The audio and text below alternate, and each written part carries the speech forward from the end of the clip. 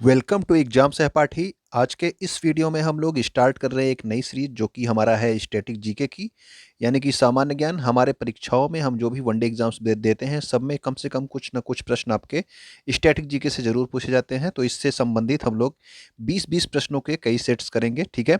तो आइए पहला प्रैक्टिस सेट स्टार्ट करते हैं। पहला क्वेश्चन देखते हैं। निम्नलिखित में से कौन से प्रधानमंत्री हैं जो भारतीय रिजर्व बैंक यानी कि आरबीआई के गवर्नर भी रह चुके हैं, यानी कि वो प्रधानमंत्री भी रह चुके हैं और आपके भारतीय रिजर्व बैंक के गवर्नर भी रह चुके हैं। तो वो कौन से हैं? विश्वनाथ प्रताप सिंह, प्रणब मुखर्जी, सर बेनेगल रामाराव या फिर मनमोहन सिंह। तो इसका जो सही आंसर हो जाएगा वो हो जाएगा आपका मनमोहन सिंह, ठीक है ना। तो मनमोहन सिंह जो है आपके कांग्रेस से क्या थे, आपके 2 बार लगातार जो है प्रधानमंत्री थे, 2004 से 2014 तक। लेकिन ये जो है 1982 से लेके 85 तक जो है आरबीआई के 15वें गवर्नर भी रह चुके थे, ठीक है ना। तो मनमोहन सिंह जी पहले जो है आरबीआई के गवर्नर रह चुके थे, फिर 2004 से 2014 तक 2 कार्यकाल, यानी कि आपका 2004 से 9 और उसके बाद 9 से 14, ठीक है, 5-5 साल के लिए 2 बार ये प्रधानमंत्री भी रहे। ओके, तो क्वेश्चन नंबर 2 पे हम लोग आते हैं। ज्ञानपीठ पुरस्कार से सम्मानित प्रथम व्यक्ति कौन है? तो ये क्वेश्चन आपसे पूछ लिया जाता है, पूछा भी गया है ये क्वेश्चन। ज्ञानपीठ पुरस्कार से सम्मानित प्रथम व्यक्ति सुमित्रा नंदन पंत, उमाशंकर जोशी, गोविंद शंकर कुरूप या फिर जयशंकर प्रसाद। तो इसका जो सही आंसर हो जाएगा वो हो जाएगा आपका गोविंद शंकर कुरूप, ठीक है ना। तो ये आपके ज्ञानपीठ पुरस्कार से सम्मानित प्रथम व्यक्ति आपके गोविंद शंकर कुरूप हैं। और इनको ये पुरस्कार पहली बार कब दिया गया था? तो ये दिया गया था 1965 में। और आपको ये पता होना चाहिए कि भारत में साहित्य के लिए जो सर्वोच्च सम्मान है वो कौन है? तो वो आपका ज्ञानपीठ पुरस्कार है, ठीक है ना। भारत में सर्वोच्च साहित्यिक सम्मान आपका कौन सा है? ज्ञानपीठ पुरस्कार। और प्रथम बार ये गोविंद शंकर कुरूप को 1965 में दिया गया था। इसके अलावा 2 पॉइंट और आप याद रखेंगे क्या, कि पहली बार जो है ये जो प्रथम महिला जिसको जो है ये ज्ञानपीठ पुरस्कार प्राप्त हुआ था वो थी आपकी आशा पूर्णा देवी।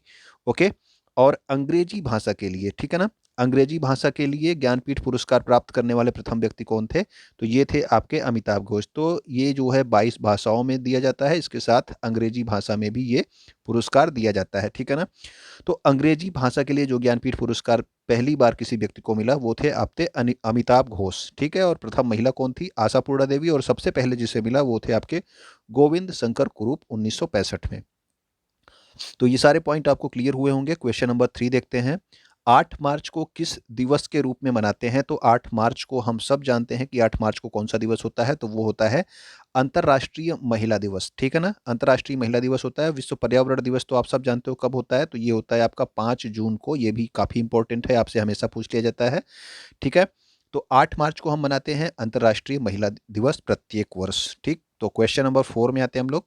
इसमें आपको विषम चुनना है, यानी कि कौन जो है 1-3 से आपका भिन्न है। Silent valley, silicon valley, Indus valley या फिर दामोदर वैली। तो साइलेंट वैली केरल में है, इंडस वैली, दामोदर वैली, ये सभी क्या है? ये सभी आपके प्राकृतिक वैलीज है, ठीक है, प्राकृतिक घाटियां हैं। लेकिन ये जो सिलिकॉन वैली है ये आपके अमेरिका के कैलिफोर्निया में स्थित है। ये कंप्यूटर से संबंधित जो है एक क्षेत्र है, ठीक है, एक जगह है जहाँ पे जो है आपके सारे डिजिटली जो है कंप्यूटर से संबंधित चीज़ें, कंपनियां वहाँ पे स्थित हैं। तो सिलिकॉन वैली अमेरिका में स्थित है। और भारत का सिलिकॉन वैली किसको कहा जाता है? तो भारत का सिलिकॉन वैली बोला जाता है इसको बेंगलुरु को, ठीक है ना। तो बेंगलुरु को जो है आप बोलते हो क्या? भारत का सिलिकॉन वैली, ठीक है। यहाँ पे आपका ढेर सारी जो है कंप्यूटर से संबंधित कंपनियां हैं। ओके, क्वेश्चन नंबर 5 में आते हैं हम लोग। भारतीय सुपर कंप्यूटर श्रृंखला परम के निर्माता कौन थे? तो परम जो है आप सब जानते हो PARAM करके होता है आपका। तो ये जो है ये सुपर कंप्यूटर थे भारत का सबसे पहला, ठीक। तो इसका जो है निर्माण किसने किया था? तो इसका निर्माण किया था आपके विजय भटकर ने। तो ये नाम आप लोग याद रखिएगा, कभी भी आपसे पूछा जा सकता है कि सुपर कंप्यूटर श्रृंखला जो परम जो है बनाया गया था उसका निर्माण किसने किया था? तो उसका निर्माण किया था विजय भटकर ने। और किस संस्था ने ये निर्माण किया था? तो याद रखने कि ये संस्था थी आपकी सीडैक। और सीडैक जो संस्था है ये कहाँ पे है? पुणे में, ठीक है। ये भी प्रश्न आपसे पूछा गया है, सीडैक संस्था कहाँ पे है? पुणे में। 1990-91 के समय में जो है विजय भटकर के द्वारा भारत का प्रथम सुपर कंप्यूटर बनाया गया था जिसका नाम क्या था? परम 8000, ठीक। तो परम 8000 इसका पूरा नाम था। ओके, विजय भटकर ने बनाया था। और अगर आपसे पूछ लिया जाए कि विश्व का प्रथम सुपर कंप्यूटर कौन है? तो विश्व का जो प्रथम सुपर कंप्यूटर था ये 1976 में विकसित किया गया था। और इसका नाम था क्रे 1, CRAY 1, ठीक है ना। अमेरिका में, यूएसए। ओके, तो ये आपका क्रे 1 था, विश्व का प्रथम सुपर कंप्यूटर। और आपका जो है भारत का प्रथम सुपर कंप्यूटर 1990-91 में बनाया गया था, परम 8000, विजय पी भटकर, ये नाम आप याद रखेंगे।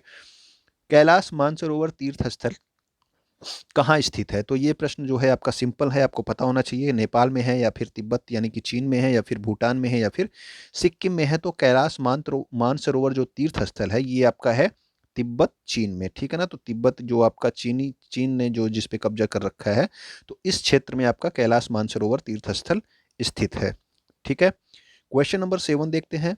निम्नलिखित में से किस क्षेत्र में सार्वजनिक उपलब्धि के लिए भारत सरकार द्वारा अर्जुन पुरस्कार दिया जाता है? तो इसमें पूछा गया है कि भारत सरकार द्वारा अर्जुन पुरस्कार किस क्षेत्र में दिया जाता है? साहित्य के क्षेत्र में, गरीबी उन्मूलन के क्षेत्र में, खेल के क्षेत्र में या फिर अर्थशास्त्र के क्षेत्र में। तो आपको पता होना चाहिए कि जो अर्जुन पुरस्कार है ये प्रत्येक जो है वर्ष किसको दिया जाता है? खिलाड़ियों को दिया जाता है। तो ये आपका खेलों से संबंधित पुरस्कार है अर्जुन पुरस्कार। ओके, तो अर्जुन पुरस्कार किससे संबंधित है? ये खेलों से संबंधित पुरस्कार है। और ये आपको याद रखना है कि जो अर्जुन पुरस्कार है ये खिलाड़ियों के लिए दूसरा सर्वोच्च खेल पुरस्कार है। तो दूसरा है, तो पहला कौन है? तो पहला आपको पता होना चाहिए, मेजर ध्यानचंद खेल रत्न अवार्ड जो है वो आपका सर्वोच्च पुरस्कार है। और दूसरा नंबर पर जो पुरस्कार आता है खिलाड़ियों के लिए वो है आपका अर्जुन अवार्ड, ठीक है। अच्छा, यहाँ पे पॉइंट भी लिखा हुआ है, आपको याद ध्यान ध्यान रख लेना है इसको। मेजर ध्यानचंद खेल रत्न अवार्ड ये सर्वोच्च है, ठीक है, अभी आपको बताया गया। क्वेश्चन नंबर 8 में आपने देखिए, उस अंतर सरकारी संगठन का नाम बताइए जो अंतर्राष्ट्रीय सहयोग को बढ़ावा देता है। तो अंतर्राष्ट्रीय सहयोग को कौन बढ़ावा देता है? आप सबको पता होना चाहिए इसका नाम। नाटो है, नाटो तो सैनिक से संबंधित संगठन है। यूएन है या फिर डब्ल्यूएचओ वर्ल्ड हेल्थ ऑर्गेनाइजेशन, ये स्वास्थ्य से संबंधित है। आईएलओ आपका लेबर से संबंधित है। तो इसका जो सही आंसर हो गया ये हो गया यूनाइटेड नेशंस, ठीक है ना। यूनाइटेड नेशंस क्या है? ये अंतर्राष्ट्रीय सहयोग को बढ़ावा देता है। ओके, यूनाइटेड नेशंस की स्थापना कब हुई थी अगर आपसे पूछ ली जाए? तो यूनाइटेड नेशंस की स्थापना 24 अक्टूबर 1945 को हुई थी। ये डेट बहुत इंपॉर्टेंट है, ये डेट आपसे डायरेक्ट पूछ ली जाती है। यूनाइटेड नेशंस की स्थापना कब हुई थी? 24 अक्टूबर 1945 में, ठीक है। इसका मुख्यालय आपके न्यूयॉर्क में है। और यूएन में कितने सदस्य देश हैं ये अधिकतर सभी एग्जाम्स में पूछ लिया जाता है। देश कितने सदस्य देश हैं वर्तमान में? तो 193, ठीक है ना। तो ये पॉइंट भी आपको जरूर याद रखना है कि यूएन में जो है वर्तमान में जो आपके इसके सदस्य देश हैं इनकी संख्या है 193, ठीक है। अगला क्वेश्चन है आपका, बिरजू महाराज का संबंध किससे है? तो बिरजू महाराज जो है ये काफ़ी इंपॉर्टेंट नाम है, आप सबको पता होना चाहिए। शास्त्रीय गायन से संबंधित है या फिर शास्त्रीय वादन से संबंधित है, कथक से संबंधित है या फिर संगीतकार हैं, या फिर यहाँ पे लिखा लिखा जा सकता था कि शास्त्रीय नृत्य से संबंधित। तो कथक से संबंधित है। कथक क्या है? कथक एक आपका शास्त्रीय नृत्य है, ठीक है। इसके जो है प्रसिद्ध कलाकार हैं कौन? बिरजू महाराज। इसके अलावा लच्छू महाराज भी जो है इसके प्रसिद्ध कलाकार हैं, लेकिन आपसे अधिकतर एग्जाम्स में जो पूछा जाता है वो पूछा जाता है बिरजू महाराज, ठीक है। तो कथक क्या है? कथक उत्तर प्रदेश का शास्त्रीय नृत्य है, ठीक है। या फिर कहीं कहीं आपको उत्तर भारत लिखा होता है क्योंकि ये राजस्थान में भी प्रचलित है, ठीक है। तो उत्तर प्रदेश का शास्त्रीय नृत्य कौन सा है? आपका कथक है।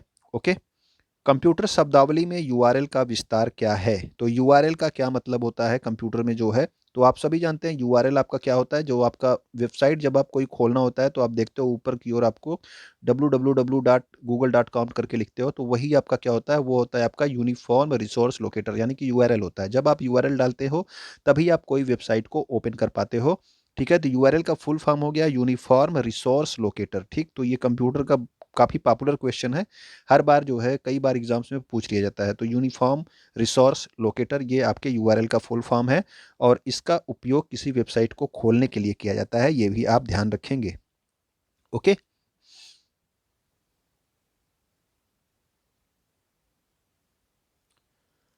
अगला प्रश्न है आपका, दीपक पुनिया का संबंध निम्नलिखित में से किस खेल से है? तो दीपक पुनिया का संबंध किस खेल से अगर आपसे पूछ लिया जाए? तो दीपक पुनिया का संबंध आपका है बैडमिंटन से, तैराकी से, कुश्ती या फिर भाला फेंक से। तो दीपक पुनिया का संबंध है आपके कुश्ती से, ठीक है ना। तो कुश्ती से संबंधित है आपके दीपक पुनिया, ठीक। तो ये जो है कुश्ती के कुछ अन्य खिलाड़ियों के नाम भी यहाँ पे लिखे हैं, ये आपको पता होना चाहिए। अगर आपको पता हो कि रवि कुमार दहिया ने अभी हाल ही के ओलंपिक में कौन सा पदक जीता था और बजरंग पुनिया ने कौन सा पदक जीता था, तो ये आप बताएंगे। दीपक पुनिया जो है पदक से चूक गए थे, ठीक है, ओलंपिक में ये कुश्ती से संबंधित हैं। ठीक, तो कुश्ती से संबंधित आपके रवि कुमार दहिया और बजरंग पुनिया ने जो है ओलंपिक में जो है 2020 के ओलंपिक में पदक जीता था। तो इसमें इन्होंने कौन सा पदक जीता था, अगर आपको पता हो तो आप कमेंट करके बताइएगा। इसके अलावा योगेश्वर दत्त और सुशील कुमार भी जो है कुश्ती से संबंधित खिलाड़ी हैं। ठीक है, अंतर्राष्ट्रीय श्रम दिवस कब मनाया जाता है? तो अंतर्राष्ट्रीय श्रम दिवस आपसे पूछ लिया गया है, तो श्रम दिवस मनाया जाता है, आपका पता होना चाहिए, 1 मई को। ठीक है ना, इंपॉर्टेंट डेज जो है अधिकतर एग्जाम्स में पूछ लिए जाते हैं स्टैटिक जीके की तरह। तो 1 मई को अंतर्राष्ट्रीय श्रम दिवस मनाया जाता है। ये इंटरनेशनल लेबर ऑर्गेनाइजेशन के द्वारा जो है ये मनाया जाता है। और आपसे अधिक पूछ लिया जाता है कि अंतर्राष्ट्रीय श्रम संगठन यानी कि इंटरनेशनल लेबर ऑर्गेनाइजेशन का मुख्यालय कहाँ पे है? तो आप याद रखेंगे कि आईएलओ का मुख्यालय है जेनेवा में। ठीक है, अगर आपको पता हो कि WHO का मुख्यालय कहाँ है तो वो आप कमेंट करके बताइएगा कि WHO का मुख्यालय कहाँ पर है। ठीक है, तो इंटरनेशनल लेबर ऑर्गेनाइजेशन यानी कि अंतर्राष्ट्रीय श्रम संगठन का मुख्यालय जेनेवा में है। ठीक है, अगला है क्वेश्चन आपका टर्नर सिंड्रोम से संबंधित सत्य कथन है। तो टर्नर सिंड्रोम जो है एक रोग होता है। ठीक है, इससे संबंधित आपको सत्य कथन बताना है कि कौन सा एक कथन सत्य है। यह रोग स्त्रियों में होता है। ठीक है, ये आपका सही है। टर्नर सिंड्रोम किस में होता है? तो ये रोग जो है होता है स्त्रियों में, और यह रोग जो है अनुवांशिक होता है। ये भी आपका सत्य है। इस रोग से ग्रसित स्त्रियों में गुणसूत्रों की संख्या 45 होती है। तो यानी कि इनमें एक गुणसूत्र कम होता है। आपने हमेशा पढ़ा होगा कि गुणसूत्र कितने होते हैं? तो गुणसूत्र होते हैं 46, यानी कि 23 जोड़े होते हैं। तो एक जोड़े में 2 हो गए, तो कुल मिला के कितने हो गए? 46 जो है गुणसूत्र होते हैं। लेकिन जिसको टर्नर सिंड्रोम रोग होता है उसमें गुणसूत्रों की संख्या कितनी होती है? उसमें होती है 45। और इसी के कारण स्त्रियां क्या होती है? बांझ होती हैं। तो ये भी आपका सही है। तो इसका सत्य कथन क्या हो गया? उपरोक्त सभी। ठीक है, तो टर्नर सिंड्रोम से संबंधित ये सारे पॉइंट्स आप याद रखेंगे। आपसे कोई भी एक पॉइंट्स आपसे पूछा जा सकता है। ठीक है, तो ये आप लोग स्क्रीनशॉट ले लेंगे। इसमें आपका आंसर उपरोक्त सभी है। इसके अलावा देखिए टर्नर सिंड्रोम में आपने देखा कि टर्नर सिंड्रोम में जो है गुणसूत्रों की संख्या होती है 45। एक और रोग होता है जिसका नाम होता है डाउन सिंड्रोम। तो डाउन सिंड्रोम का जो रोगी होता है उनमें गुणसूत्र होते हैं 47, यानी कि 46 से एक ज़्यादा हो जाता है। तो क्या हो जाता है? 46 प्लस एक हो जाएगा तो क्या हो जाएगा आपका डाउन सिंड्रोम। अगर 46 माइनस एक हो जाएगा तो वो आपका क्या हो जाएगा? वो आपका टर्नर सिंड्रोम। ठीक है ना, तो ये दोनों पॉइंट आप याद रखना। टर्नर सिंड्रोम में गुणसूत्रों की संख्या 45, नॉर्मल आपका 46 होता है। और डाउन सिंड्रोम में जो आपके रोगी होगा उसको जो है गुणसूत्र कितने हो जाएंगे? 47 हो जाएंगे। ओके, नेक्स्ट आपका पॉइंट है, निम्नलिखित में से कौन सा देश संयुक्त राष्ट्र की सुरक्षा परिषद का स्थायी सदस्य नहीं है?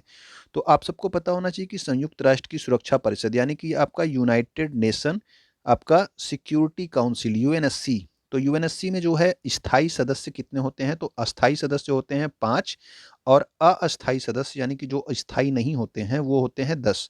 ठीक है, कुल मिला के यूएनएससी में 15 सदस्य होते हैं, जिनमें से 5 जो है स्थायी होते हैं। तो आपसे पूछा गया है कि कौन सा स्थायी सदस्य नहीं है?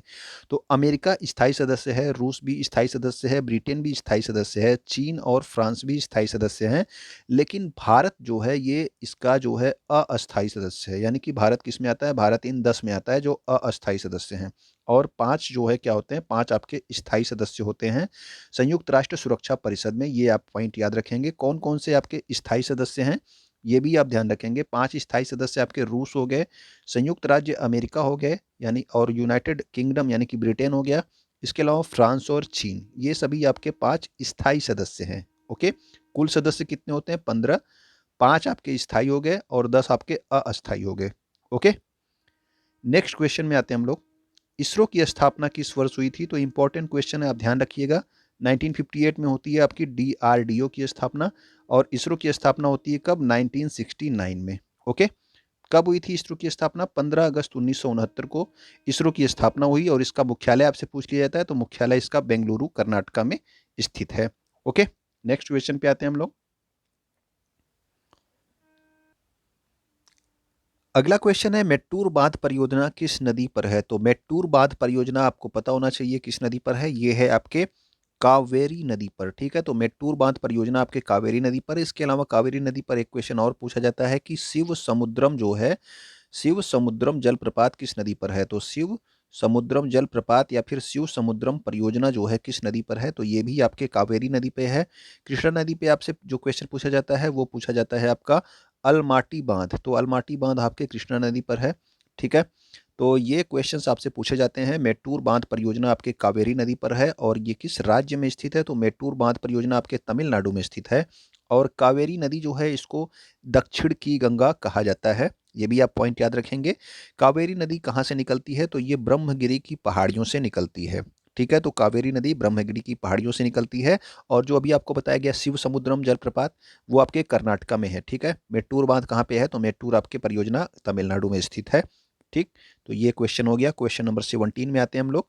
निम्नलिखित में से कौन सही सुमेलित नहीं है? आपसे अगर पूछा जाए तो क्या बताएंगे आप? कृष्णदेव राय की पुस्तक जो है कौन सी है? आमुक्त माल्यदा, ये आपका सही है। हर्षवर्धन की नागानंद, इसके अलावा दो पुस्तकें इनकी और हैं, अभी आपको बताया जाएगा। कालिदास की है ऋतु संहारम, ठीक है, इसके अलावा भी इन्होंने कई पुस्तकें लिखी हैं। विशाख दत्त की किरातार्जुनीयम, ये आपका सही सुमेलित नहीं है, तो यही आपका सही आंसर हो जाएगा क्योंकि ये गलत है। तो आपसे पूछा गया है गलत वाला। ठीक है, निम्नलिखित में से कौन सा सही सुमेलित नहीं है, यानी कि आपको गलत वाला बताना है। तो विशाखा दत्त की पुस्तक किरातार्जुनीयम नहीं है। तो विशाखा दत्त की पुस्तक कौन सी है? तो विशाखा दत्त की पुस्तक है मुद्रा राक्षस और देवी चंद्रगुप्तम। तो ये दो पुस्तकें किसकी हैं? विशाखा दत्त की। ये अलग अलग एग्जाम में कई बार पूछी जा चुकी हैं विशाखा दत्त की पुस्तकों के बारे में। इसके अलावा किरातार्जुनीयम भी पुस्तक के बारे में कई एग्जाम से पूछा गया है। आपको पता होना चाहिए इसके लेखक कौन है? तो इसके लेखक हैं भारवी। ठीक है, तो भारवी ने लिखी है। इसके अलावा कृष्णदेव राय की आप जानते हैं, नागानंद और कालिदास की आप याद रखिएगा। भारवी ने लिखी है किरातार्जुनीयम और विशाख दत्त ने लिखी है आपकी मुद्रा राक्षस और देवी चंद्रगुप्तम। हर्षवर्धन की ये तीन पुस्तकें अधिकतर एग्जाम्स में पूछ ली जाती हैं, नागानंद, रत्नावली और प्रियदर्शिका। ठीक है, नागानंद, रत्नावली और प्रियदर्शिका, ये आपके हर्षवर्धन की पुस्तकें हैं, तीन पुस्तकें। ठीक है, यही आपसे हमेशा एग्जाम से पूछ ली जाती हैं। क्वेश्चन नंबर 18 है हमारा, डब्ल्यू के आविष्कारक तथा संस्थापक कौन थे? तो आपका इंटरनेट के आविष्कारक संस्थापक आपसे इस तरह से पूछा जाता है, वर्ल्ड वाइड वेब के जो है आविष्कारक और संस्थापक कौन थे? तो ये नाम आप याद रखे होंगे। Tim Berners Lee. आप कंप्यूटर से संबंधित क्वेश्चंस किए होंगे तो ये क्वेश्चन आपको बहुत सबसे पहला क्वेश्चन आपको यही पढ़ाया जाता है। ओके, तो टिम बर्नर्स ली ने डब्ल्यू का आविष्कार किया था, इसकी स्थापना की थी। ठीक, तो वर्ल्ड वाइड वेब इसका फुल फॉर्म होता है डब्ल्यू का। ठीक है, और इसकी स्थापना किस सन में हुई थी? तो 1989 में जो है इसका आविष्कार किया गया था वर्ल्ड वाइड वेब का। ठीक है, क्वेश्चन नंबर 19 है हमारा। 19 में है कि निम्नलिखित में से कौन धूम्रनगर के नाम से जाना जाता है? तो धूम्रनगर जो है इस तरह से पूछ लिया जाता है कि किसी शहर का पॉपुलर नेम क्या है? तो ये जो धूम्रनगर के नाम से जाना जाता है, ये जाना जाता है आपके शिकागो को। ठीक है, शिकागो को। इसके अलावा गार्डन सिटी और जो है हवादार शहर भी कहा जाता है, तो ये भी आप पॉइंट याद रखना। ठीक है, शिकागो को गार्डन सिटी और हवादार शहर के नाम से भी जाना जाता है, तो ये आपका धूम्रनगर कौन हो गया? तो वो हो गया आपका शिकागो। ठीक है, क्वेश्चन नंबर 20 जो हमारा लास्ट क्वेश्चन है आज का, तो ये हम देखते हैं। तो ये हमारा हो गया, माउंट सारामती कहाँ स्थित है? तो माउंट सारामती जो है ये आपके स्थित है आपका नागालैंड में। ठीक है, तो नागालैंड प्रदेश आपका भारत का हिस्सा है, तो यहाँ पे स्थित है माउंट सारामती। इसके अलावा एक क्वेश्चन नागालैंड से संबंधित जो पूछा जाता है, बहुत ही पॉपुलर क्वेश्चन, कि हार्नबिल त्यौहार जो है कहाँ पे मनाया जाता है? तो हार्नबिल त्यौहार मुख्य रूप से नागालैंड में मनाया जाता है। ठीक है, तो इसका आंसर हमेशा ही आप क्या देंगे? नागालैंड देंगे हार्नबिल का। ठीक है, हार्नबिल जो है अरुणाचल के कुछ प्रदेशों में भी, कुछ क्षेत्रों में भी बनाया जाता है, लेकिन हार्नबिल का मुख्य जो है आपका कनेक्शन कहाँ से है? तो ये है नागालैंड से। माउंट सारामती भी याद याद रखेंगे, ये कहाँ से संबंधित है? नागालैंड से। तो ये हमारे जो है आज के 20 क्वेश्चन हो गए। अगर आपको स्टैटिक जीके के और भी ये सीरीज लगातार चाहिए तो आप लोग जो है कमेंट जो है कर दीजिएगा। ठीक है, अगर आपको सीरीज अच्छी लगी हो तो अपने दोस्तों तक भी शेयर कर दीजिएगा। जो ये आप सभी जानते हैं कि स्टैटिक जीके सारे एग्जाम्स में जो है पूछी जाती है। ठीक है, वीडियो पसंद आया होगा तो लाइक कर देंगे। वीडियो देखने के लिए आपका बहुत बहुत धन्यवाद।